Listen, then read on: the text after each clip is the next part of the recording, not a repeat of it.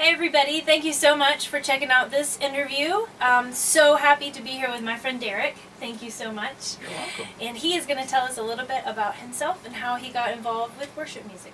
The first time I remember singing at church, being a part of the worship, was probably about the age of 9. And just love being able to share the gospel in that way, and just, the love of music in general. We didn't really have a children's choir at my church around that time whenever I was growing up, and so I sat on the organ bench with the lady that played our organ at church and sang from there with our adult choir. And when I got a little older, we had a youth choir, but that's kind of the beginning of it, and sang in our church choir all throughout middle and high school. Didn't really have that type of a choir program at school, so it was all through church that I was exposed to music and that type of thing. And so when I came to Bowling Green at Living Hope, I knew I got to get plugged in with a big church. You got to find a place to get plugged in so that you can get connected with people. And so choir was the obvious place for me to go.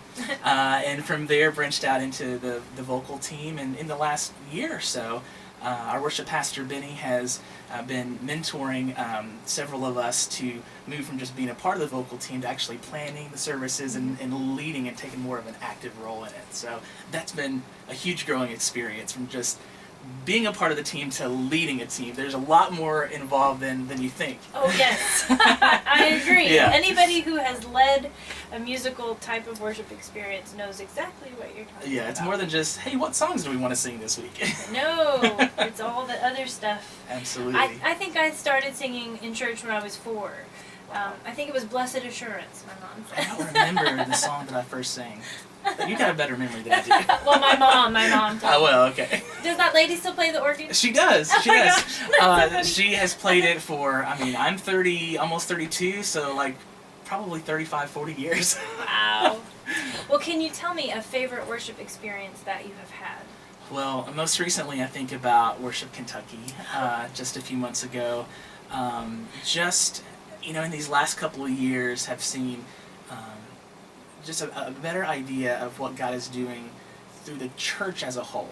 You're plugged into your local church and you're involved in there from week to week, but to be involved in something like Worship Kentucky, where you see all different churches, all different denominations come together and worshiping, just unabandoned worship, from raising hands, other people who are more introspective, I guess, if you will, but seeing just the beauty of that. And so, I still talk about that on a regular basis with people, and that was September of last year. So. Yeah. Well, I'm so glad you said that. And that's really what the SOKY worship community is for connecting us to each other.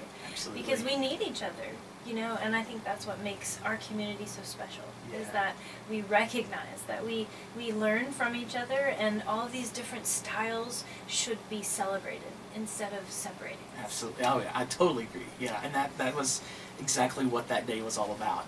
Seeing it come to fruition and happen. It was awesome. I'm so glad you got to be a part of that. Oh, me too. It was my first one, and it won't be my last. No. Yeah, can't wait for next year. Me too.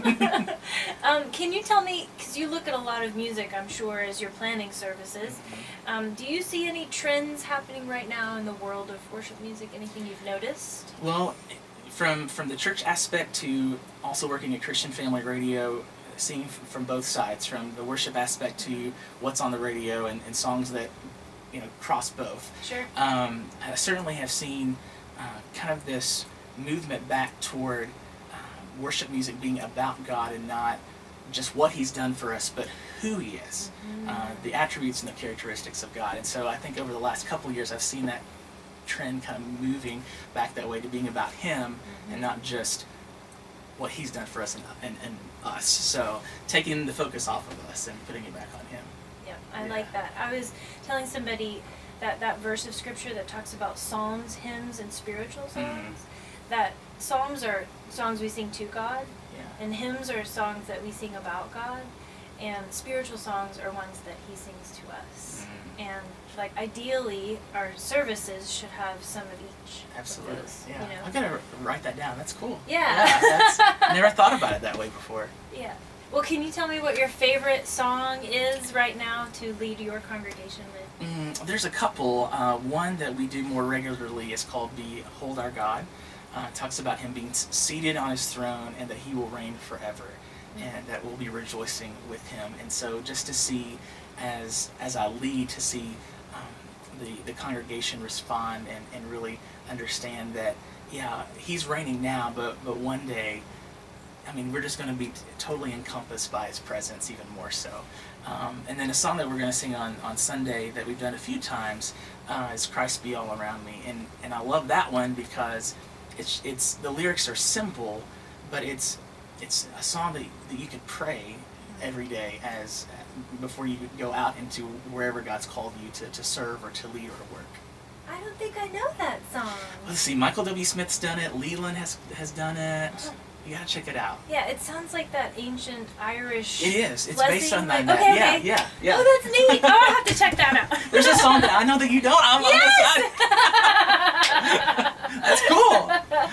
Well, thank you so much for your you're time welcome. today, and thank you for being a part of our worshiping community. I'm glad to be a part of it. Yeah.